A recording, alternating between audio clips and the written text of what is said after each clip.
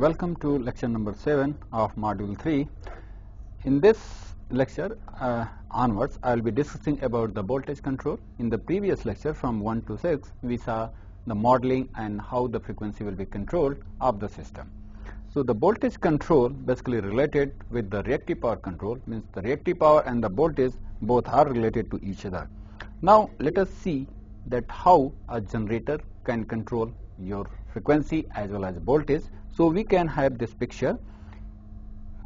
This part you can see now, it is your generator here. This is generator which is rotated by your turbine, and turbine here may have the different stages. It may be your HP stage, it may be your LP stage. Basically it is first IP, then it is LP state, and the steam is coming here, and which is that steam is giving energy in terms of rotational energy, and then here your generator is coupled. Now this generator will giving supply through your here generating transformer, and finally it is going to the grid, and or you can say network. So this part you can say your left hand side, starting from here, we saw this is nothing but it is your ALFC loop, that is a automatic load frequency control loop, and already we model the primary ALFC loop, and then also we saw the secondary ALFC loops. So to see, visualize physically what are the components, those are acting here in your secondary ALFC loops, or you can say complete this automatic load frequency control loop. Now you can see here the system frequency here, this is your network, and it is going to the here your this grid, or you can say connected with the main system. So the frequency which is here measured by the frequency sensor, so this is your frequency sensor, and this is giving your F, and now finally it is coming here in that. Also here we are measuring the tie line power flow. You remember that we require the tie line power flow as well as the frequency when I was discussing about the AGC logic. So here we are measuring the tie line power flows, means the area where they are connected, what are the various tie lines, and then it is a mixed signal. Finally then from here this block is nothing but, if you remember, it is giving your area control error ACE, if you remember in the previous lecture. That ACE is integrated because we have to use the integral controller, so that's why it is written here the integrator. So we use the integral controller to reduce the error in terms of your frequency and your tie line power flow.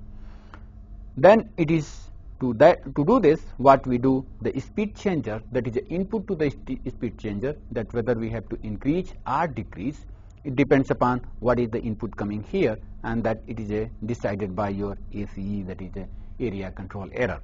So speed changer command will be given, then this command is passing through your governor.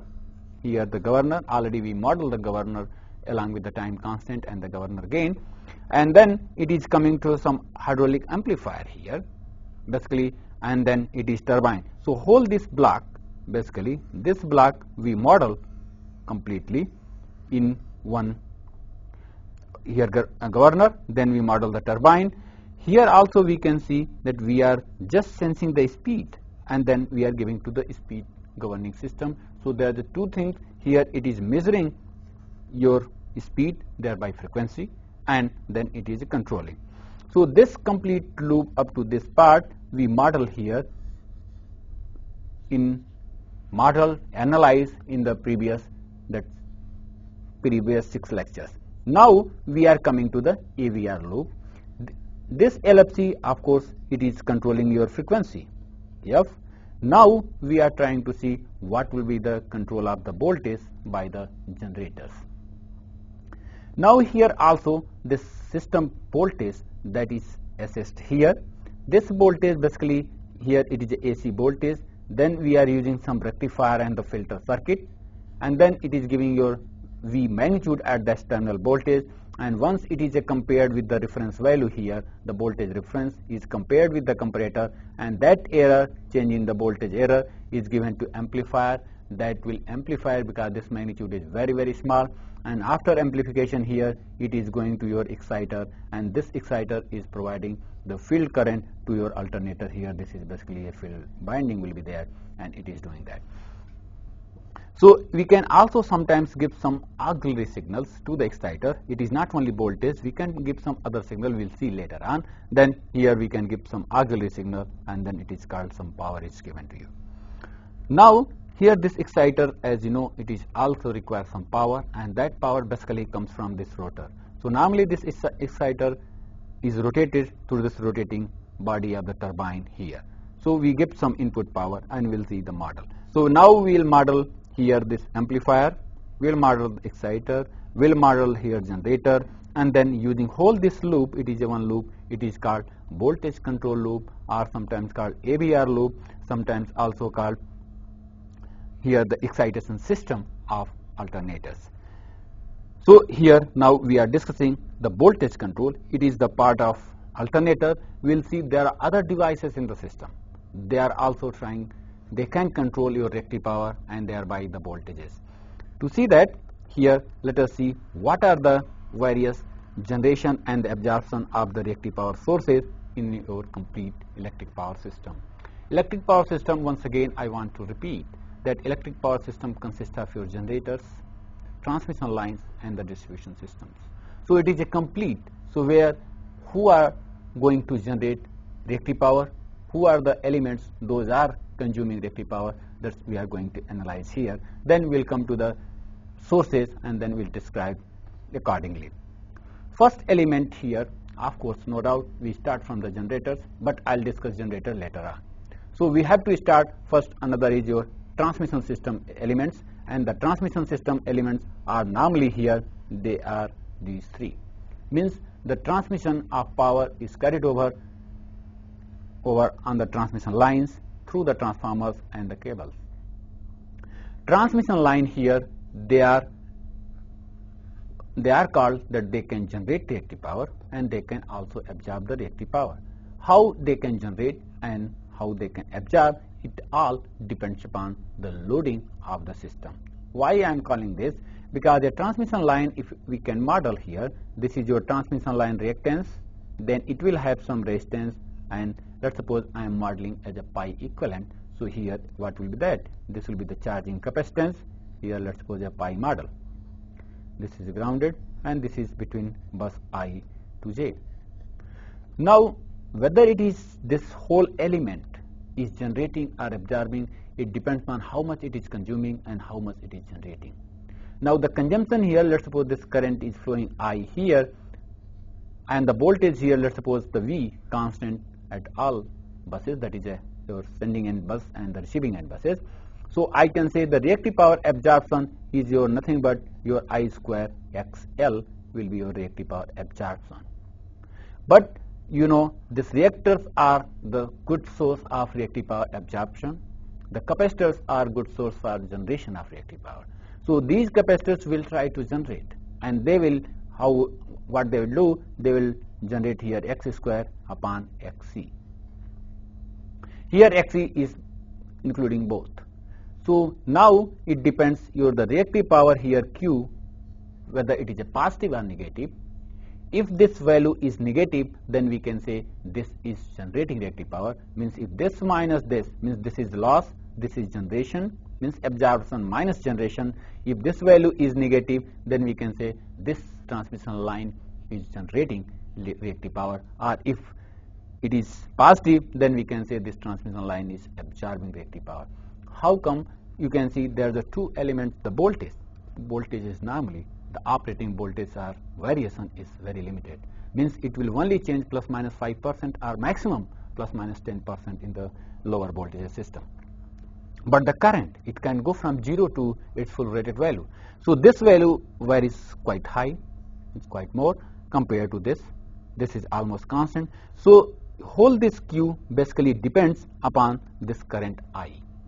And that current I, you know, it is called the loading of that line. So if this transmission line is highly loaded, there will be possibility that this component will be more than this, and finally this will be positive, means this will act as absorption of reactive power. Similarly, if line is lightly loaded, very less value, let's suppose this is 0, this will be your negative value is coming. So in the light load or no load condition, once line is energized, then what will happen, this component here will be your, I can say it is QL, here I can say QC, and this will be your condition of that one. So under the light load condition, this is the condition when the light load condition means the transmission line is loaded lightly, light load, and this condition when it is a heavily loaded, a heavy loading condition. There is a possibility that both this Q loss, that is a absorption, will be equal to your Q generation. Then what will happen? Your Q will be 0, and that condition is called the flat line. Means when your total power generation and your absorption is matches together, means there is no reactive power generation or loss or absorption, then it is called flat line, and the voltage throughout this transmission line will be the flat and it is constant. If you will see the voltage profile here, let's suppose the voltage at these two ends are fixed and these are value as your V, then the condition here that voltage will be like this.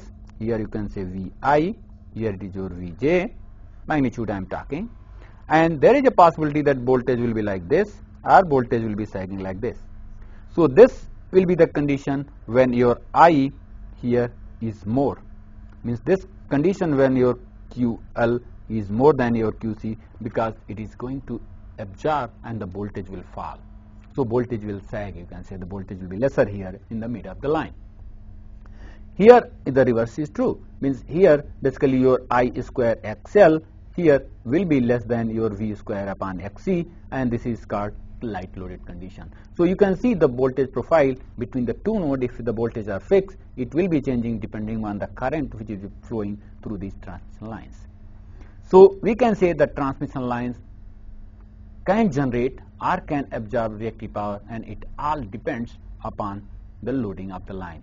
Normally this charging is very predominant when we are using very extra high voltage transmission line, and also if the line length is very large.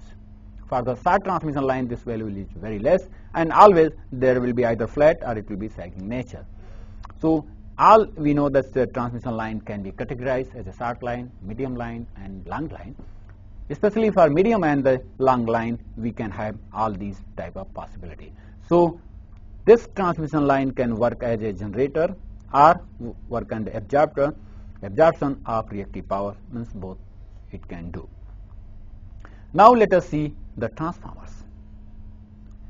If we will draw the transformer equivalent circuit, the transformer equivalent circuit, if you will see here, I can simply say, if we are some part is ignored, normally this is simply a transformer. Although there will be some shunt part, and that shunt part are basically denoting your this core loss as well as the magnetizing loss, and that if we are ignoring, then we can say it is a simple your XL. There is no capacitance at all. There will be some resistances, but this XL of the transformer windings are very high compared to the R. We can even ignore that resistance as well. So you can say this is a perfect inductor. So in all time, in all the cases, whatever the loading is, this transformer will work as a reactive power absorption. So the transformer consumes a huge amount of reactive power compared to other elements in the power system. No doubt the reactors are also some sort of transformers.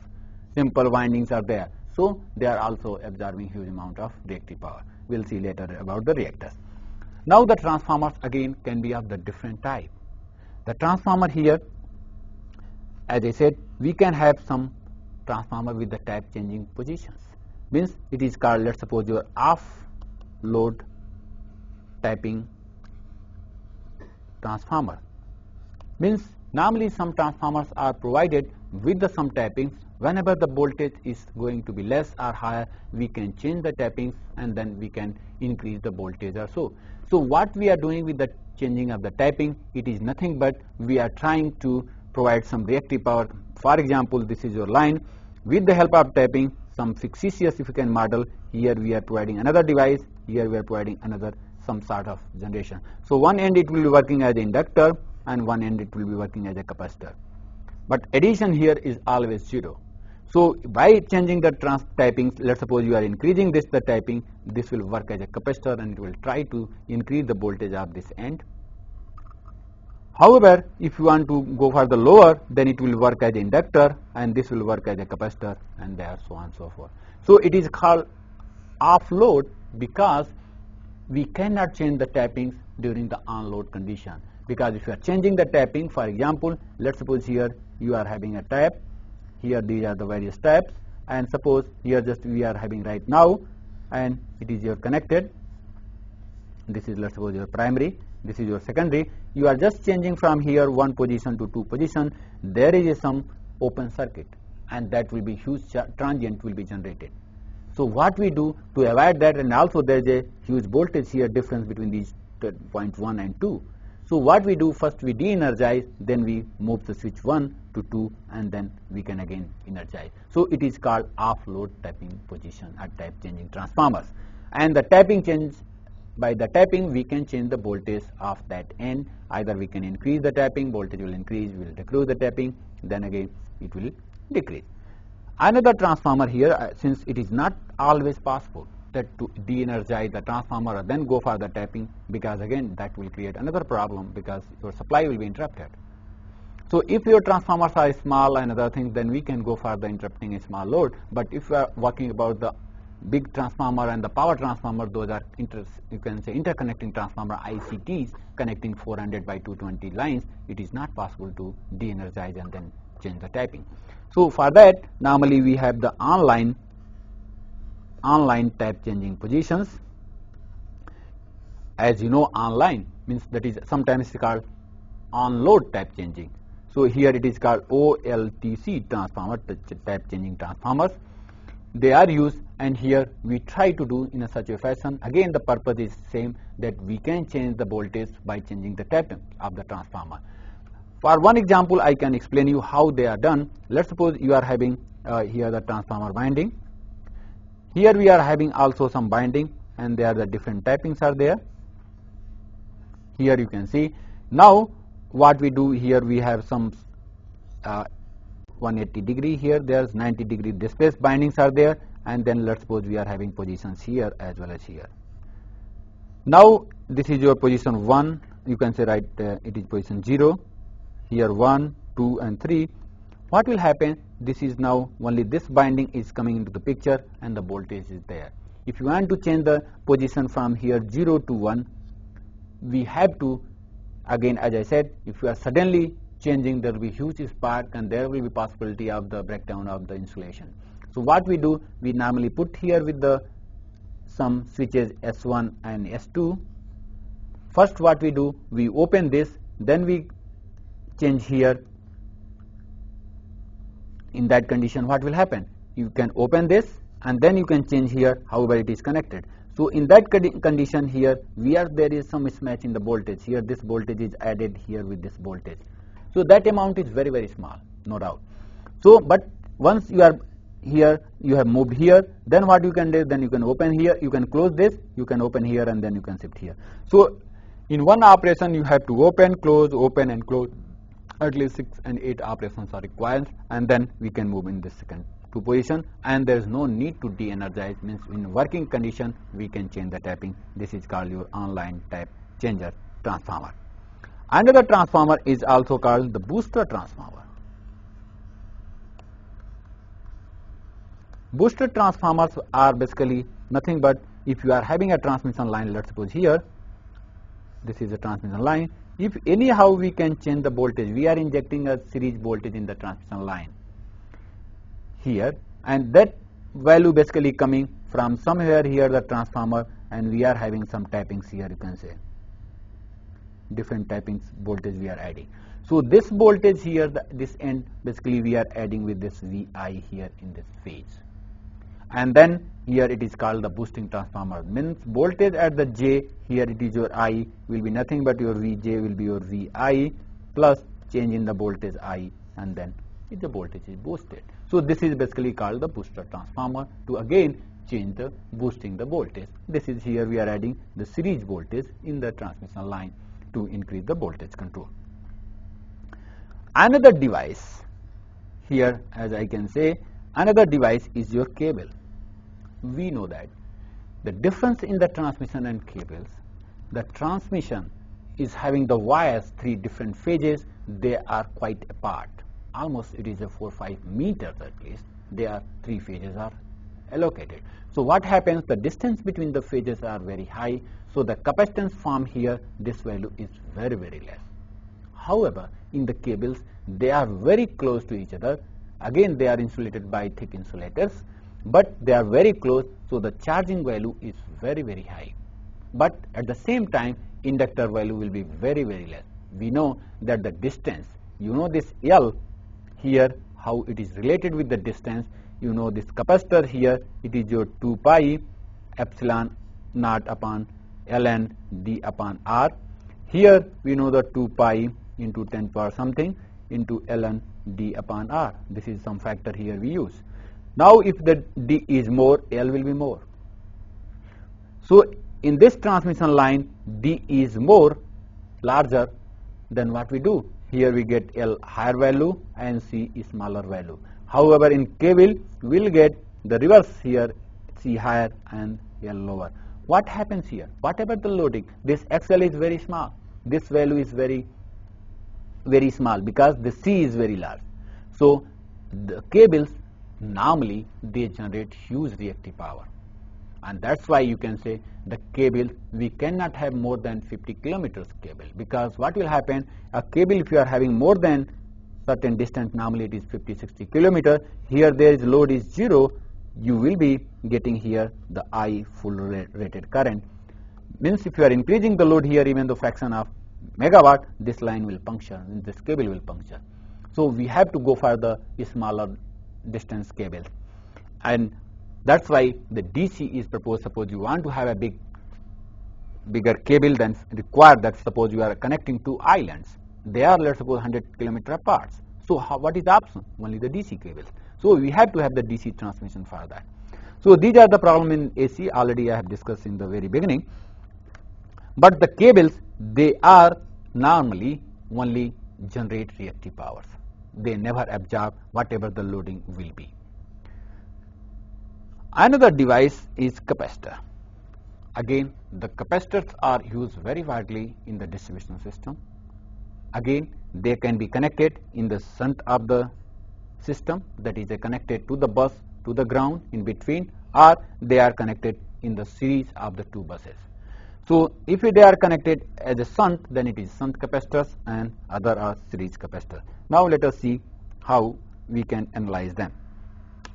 Now this capacitor here, what I am going to do, this capacitor, if it is connected, let's suppose here this is your transmission line, we are connecting a capacitor here, and this is your ground. So this capacitor is known as a shunt capacitor, and as you know, this shunt capacitor means it is shunted from bus to this. Series capacitor, however, this it is a transmission line, and then we are connecting here, and this is your, I can say, XC, here it is your XC. So this is series, this is your shunt. Again, the purpose of these 2 connections are different. Normally, if you are connecting the shunt here, the purpose is to improve the power factor, or to inject the reactive power here, and to improve the voltage profile of the system.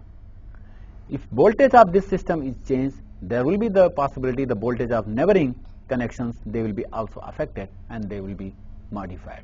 So the putting this, what we are doing, we are meeting the reactive power requirement locally. If the, let's suppose, load is here connected and it has a poor power factor, so the reactive power will be provided here. We don't require reactive power that flow on the transmission line. So the reactive power support provided by shunt capacitor, let's suppose for same value, let's suppose C value is your 1 microfarad. If you are using as a shunt for same voltage here bus system, then the reactive power support here QC, it will be larger than QC supplied by the series here. So always, if your intention is to provide the reactive power support, you have to use in shunt. Here XC is provided to compensate the reactance of this line, and then what happens, by this XC we can go for more loading of the transmission line, because you know this loading of the transmission line is nothing but here what I can say, it is your P, it is your V1 V2 upon X sin delta. Delta, or you can say delta 1 minus delta 2, that is a change in the here bus 1 and here.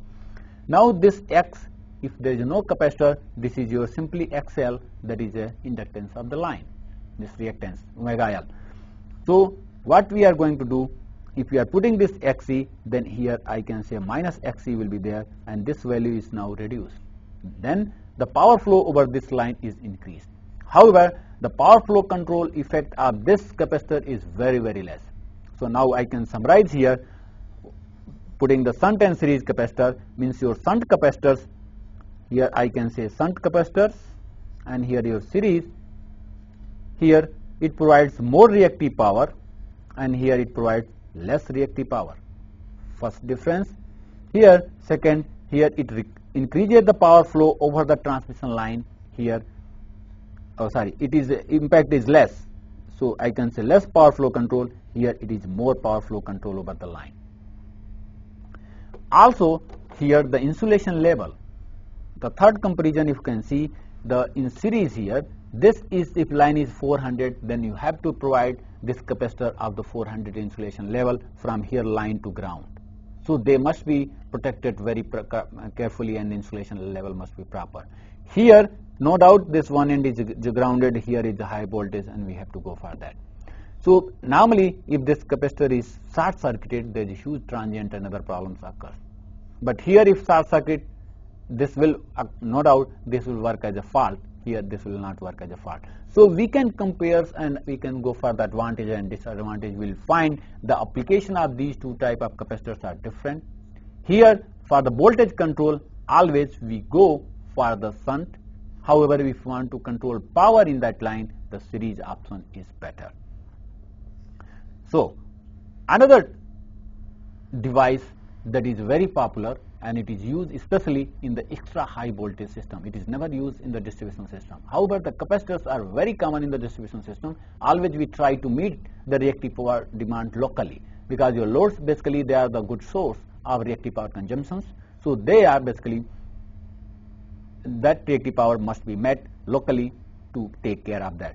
Another is your here your reactors. Again, the reactors, as I said, they are nothing but here these reactors are normally connected at the bus. Here this is your transmission line, and the reactors here you can say simple a reactor, and it is just looking like a transformer if you see. So the reactors are basically used in the transmission line whenever there is excess voltage. When do you want to charge the reactive power, and that situation occurs especially when your loads are light, means lightly loaded transmission system. At that time the lines are generating reactive power, and the possibility of the getting voltage of these end will be very high. During that condition, means during the light load and the no load conditions, we normally put the reactors, and the reactors can be categorized, again depends upon the location, will be the different. So first one is your line reactors. They are basically the permanent connected reactors. Here in the lines they are connected, here these are reactors. So at the both end of normally of the line, the reactors are connected. These reactors here, they are called the line reactors, and the purpose of that, they will absorb the reactive power, and whenever there is some switching transient, dynamic over voltages, they will try to reduce that. So they are used to reduce the dynamic over voltages as well.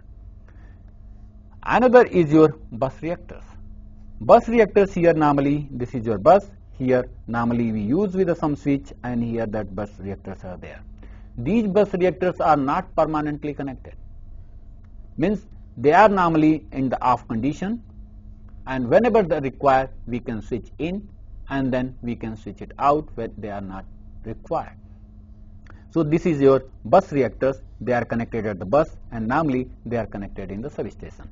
So this is your bus reactor. The primary objective is to maintain the voltage. When suppose your line is going to be energized, this is your circuit breaker, your line is, let's suppose, off condition, you are connecting your line, there is a possibility due to the ferrant effect, the voltage of receiving end will be higher than the sending end, and then there will be the cascade tripping if are not reducing the voltage, because the relay will pick up.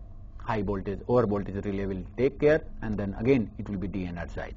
So we have to put all the reactors in the system, then we have to energize the line. We have to connect the line with the synchronous system. Another is your tertiary reactor. there is a possibility that here we are having a transformer, and this transformer will have another tertiary binding, and if you are connecting here the reactor in the tertiary binding with the some switch here, then it is called your tertiary reactors. Why we are going for the tertiary reactors? The main concern of these reactors that these reactors are rated at the line voltage here. This is the voltage of the bus. So here the insulation level and the cost is very high. But here what we can do, if the tertiary winding, normally let's suppose we are using here 400 by 220 kV transformer, and it is having a tertiary binding of 33 kV. So this insulation level of this reactor is very, very less, and then it can provide this reactive power absorption whenever required. At the same time, this tertiary binding can absorb the reactive power, that is a triple N harmonics current in that, and where can be circulate here. So this is your tertiary binding. So this bus reactors and their tertiary bindings reactors, they are used especially when the overloaded condition. But the line reactors are permanently connected in the lines. Whenever it is energized, it will be connected. It is immaterial what is the loading of the system. Nowadays again we are feeling there is a huge surge in the voltage, means voltage variations are very high. So now we are talking that why not we can put some reactor with some thyristor, we can put some TCR, thyristor control reactor, that is called TCR, means we can control the reactance value. Why sometimes unnecessary we are trying to reduce the voltage, so that we can maintain the voltage here to any control value that is a specific one per unit.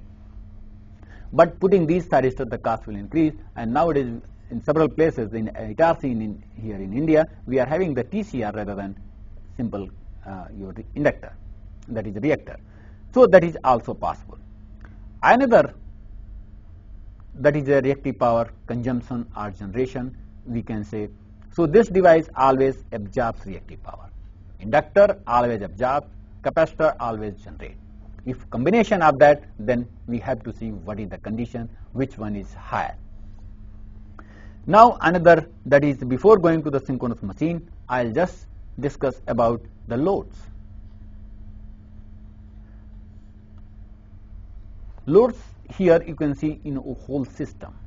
What are the loads are available? We can go for the lighting loads, and another is called the motor loads. So the loads can be categorized into two ways: the motor load or lighting load. Some loads are also there like arc furnace, that is a heating load. So we can also go for the heating load, but the mostly this motor load is accounting for almost 70%. Almost this 20% of this load, and the remaining load here of the other purpose like arc furnace, heating purpose, heaters, etc. So the motor loads are the more, and the motors widely there is two type of motors. AC motors are available, that is your synchronous or it is induction. In the most of the condition, you know, we use the induction motor because it's a very, very versatile, rugged and reliable. So we use the induction motor, and you know the induction motor is nothing but it is just like a generalizer transformer. A transformer consumes reactive power. So this consumes reactive power every time if you are using the induction machine. Here induction motor I am talking. If you are using synchronous motor, no doubt you can operate in this both leading and lagging condition, means even though you can generate the reactive power. But the induction it is not possible. Every time it consumes reactive power. Lighting load again depends upon which type of lighting you are using. If you are using simple bulb, power factor is unity and it is not neither consuming nor generating reactive power. But if you are using the fluorescent lamps, another type of lamps, what happens? Here in the CFL, they consume huge amount of reactive power. And that here, that again comes to in the picture. So the loads mostly, if you are going to add all the loads also consumes reactive power. Means you are adding all the loads. I am not talking about the single load. If you are adding all the loads, then this is work as your consuming reactive power. Another device in the system, that is your machine, that is a synchronous machine. I said synchronous machine. Why I am writing machine, not generator? Because the machine can be it can work as your motor or it can work as a generator. The difference between motor and generator we know it very well. Means if you are connecting three-phase AC supply to a synchronous machine, it will work as a motor and it will do the mechanical, that is rotational speed it will give, it will do the mechanical job, and that electrical energy is converted into the rotational energy. In generator we rotate it and then we get the electrical power. So in the machines, now what normally we can go for, here this is your machine, now it is connected with the system. If the power here it is going to the system, it is called your generator.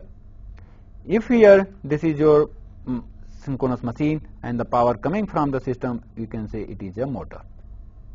Now the reactive power expression, this P, that's I am talking here about the P, here it is your P. Q can be anything, as I said, Q can be your negative and positive. It is the optional in the machine that we can either generate or we can absorb with the synchronous machine. This is the beauty of this, and this is only possible because we are having doubly excitation system. Synchronous machine, it is single excitation because only AC that is coming, but in the synchronous machine we provide the DC excitation along with the AC excitation. Means there is a two field of difference, so it is called doubly excited machine. So here the power is injected to the system, and here we are getting power, then it is a motor, here it is a generator, and then we can use the synchronous machine. Now the reactive power, that Q, is related here in this machine, then it is again expression is true for both here as well as here. And now if you write here the Q, and this is also Q, if this Q is positive, that's expression I have written, Q, that is reactive power, that is E into V. E is your internal voltage, V is your terminal voltage, divided by X in between the reactance, that is reactance of generator. Cos delta means delta is angle between this, here let's suppose is 0, here we are having E angle delta, so this is angle, and V square upon X, this is expression. So this value can be positive, this can be your negative. If this value is positive, then for the generator case we can say it is generating reactive power to the system, means it is generating here. If here this value is less than this value, then we can say it is absorbing reactive power, and this is coming here. Now again this leading and lagging concept we can decide, and we can just I'll explain you how it will be the leading. If P and Q, I can say P plus JQ, I can say it is lagging. If it is P minus JQ, I can say it is leading. So the V curve is one approach by which we normally say whether it is a leading or lagging.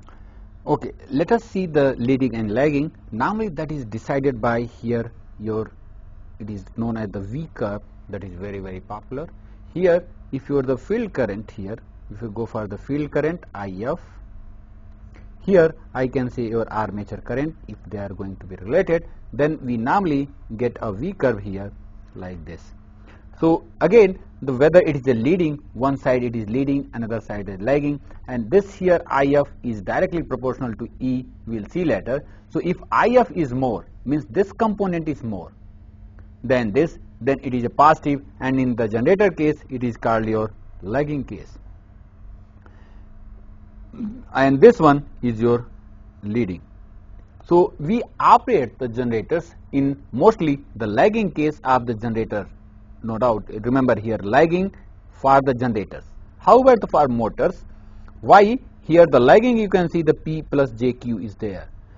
For the motor the lagging will be only because the P which is coming out minus JQ. In that case what we require the Q here in the different direction. Here this will be less than this, and then we can say here is a lagging, and here it is your leading of the motor. So this motoring case here the leading is required because we can generate the reactive power. So in case of motor, here if write motor, so motor here we want that for the reactive power generation it must operate in the leading power factor mode PF, then it will be generating the reactive power, means reactive power injection to the system, it will try to inject.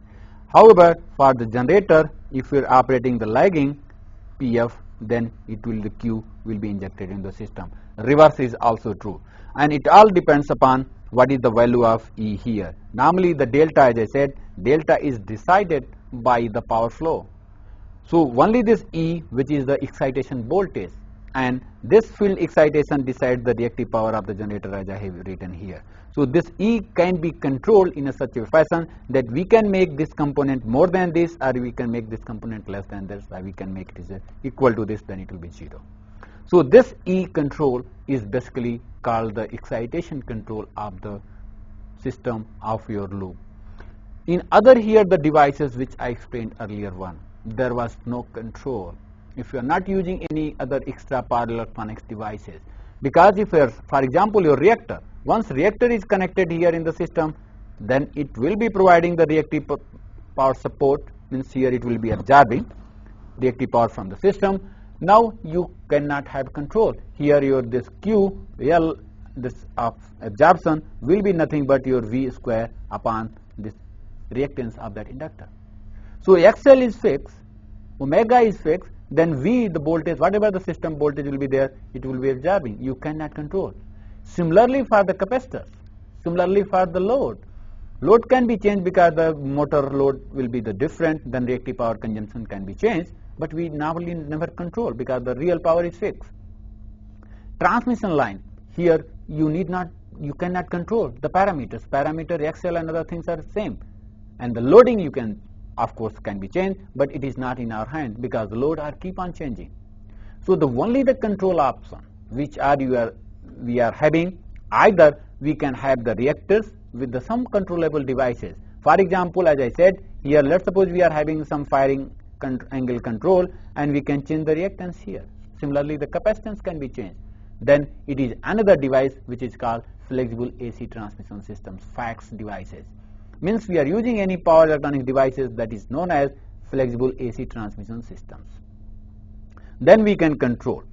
Otherwise, it is not possible. All the devices are the passive devices and they are fixed, so you cannot control anything. Now this machine here, without any other things, we can control the power, we can control the voltage, and the voltage basically is controlled by the reactive power, and this reactive power can be controlled by this E. So this E is basically sometimes denoted as EF, that is called field excitation or field voltage. And that is basically controllable quantity, as already explained in the first slide, that this is your field voltage, we have to excitation, we have to control. And that is the field binding of the generator, that if we are changing the field current, this EF will be changed. No doubt in the generating stations or generators, we are having the different type of excitation system, with the very classical conventional excitation system, having your rotatory type excitation system, having some DC type excitation system, we have the static excitation system, and also we are very popularly known, that is a brushless excitation system. To have this, let us view one excitation system which I am going to show you. It is your brushless excitation system. Why it is called brushless? Because we are not having any brushes here in the excitation system. One thing you must be very aware, because here your generator, this is your big generator. What I am saying, this is your generator, this is the armature binding is on stator. So we require some rotating part. So your rotor which is rotating here, so the shaft here which is connected here, that is rotating. So your field binding can be on stator or it can be on stator, but your armature binding normally we keep on the stator. It has several advantages, we know it very well, because for higher voltage the rotating brushes etc. is very difficult and very difficult to manage. So normally, since we are going for very huge power, sometimes 500 megawatt power, megawatt MVA you can say, or it is voltage is sometimes 21 kV, very high voltage. So on the stator, once it is static, we can provide the good insulators, means insulation between the windings, your core, so your yoke. So all of it is very easy and also very easy to cool it. So always the synchronous machines here, generators, we put the armature binding on the stator and the field binding on the rotor. Now if you are having the field, basically we provide here the field, and then it is rotating. So if you are having the rotating, means you should have some brushes here to make it rotation, and that we don't want, because the brushes, you know, there will be a lot of contact, carbon problem, sparking problem, but bursting up this one, and reliability will be very poor. So another is called your brushless excitation system. Let us see here, that I am going to explain you. Now this is your, as I said, you will start from here. This is your synchronous generator, or it is also called synchronous alternator, or simply alternators. They are here generating your three-phase supply, your VA, VB, and your VC, and we are having the armature binding here, A binding, B here, and your neutral. This we have shown it is a grounded. The armature is on your stator, as I said. Now your field binding is on rotor. To avoid this, if you can rotor on itself field binding there, and it is keep on rotating, so then there is no need of here the brushes. If it is rotating field binding, so here you can see the field binding is rotating, and this field binding we require the DC. You also always very careful. Here we are getting DC, AC. We are providing the DC supply to the field. It is a doubly, as I said, here not AC and AC, it is a DC and AC. So we must provide the DC, and where we can get DC? It is not possible that we can provide from the batteries. So what we do, we can have another generator, and that is rotating on the same speed and mounted on the shaft here, and then we can use some rectifier. So you can say we have a rectifier, you can say this rectifiers, three-phase. This is all the diodes, or you can say we can control also if they can be thyristors. So here is a field binding, and this is armature binding of exciter. It is also a simply alternator. This alternator is again rotating. So what we have done, this exciter here, the armature is rotating, its field is static.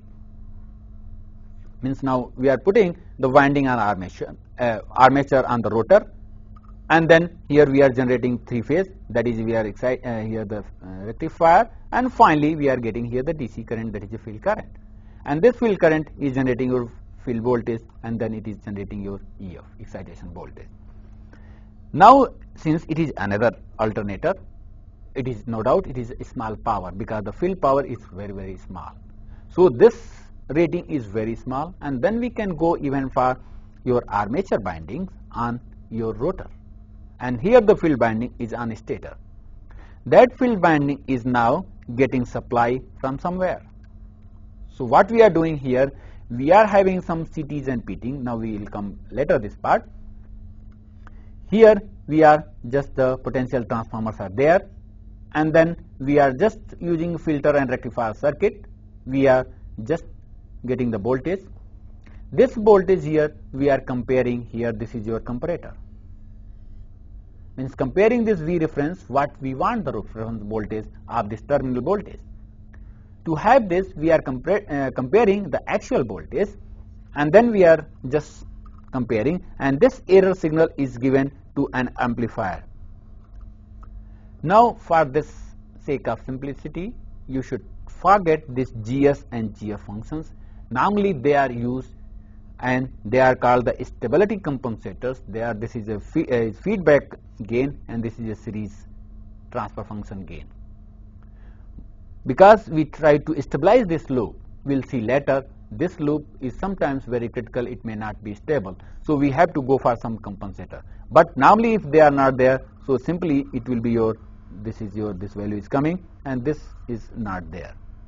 Let's just don't consider this. Then what is happening, this error is coming to your amplifier circuit. This amplifier is used because the error signal is very small. We require the field current that requires some power. So that here field current is just amplified, and then it is given to your field binding of this exciter. The other energy, the energy here for the field binding is taken from your rotor which is rotating. So energy from rotational we are getting, of course, but we require some field current as well here, and that field current is coming here, and that it is again it is rotating. So you can see whole this part is on rotor, and there is no brush, and that's why it is called brushless excitation system, and it is very widely used, brushless excitation system in machines, alternators. Now to see whether this control loop that is a automatic voltage. Here AVR is your automatic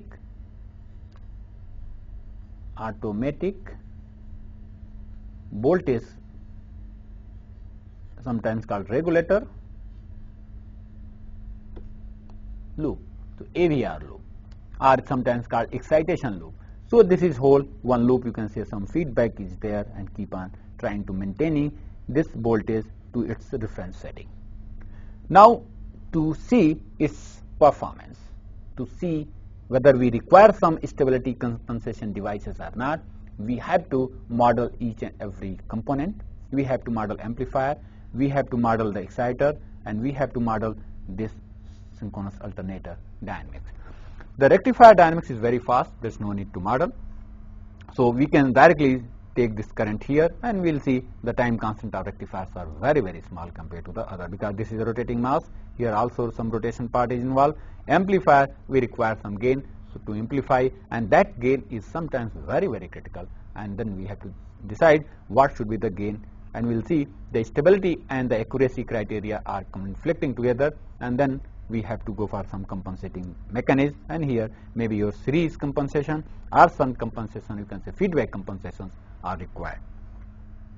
So to start with the modeling, the major objective of AVR loops are to maintain the static accuracy of terminal voltages, and also to have the better transient response, and the transient response in terms of it should be stable, and also it must be settled in reasonable time. So the settling time should be less.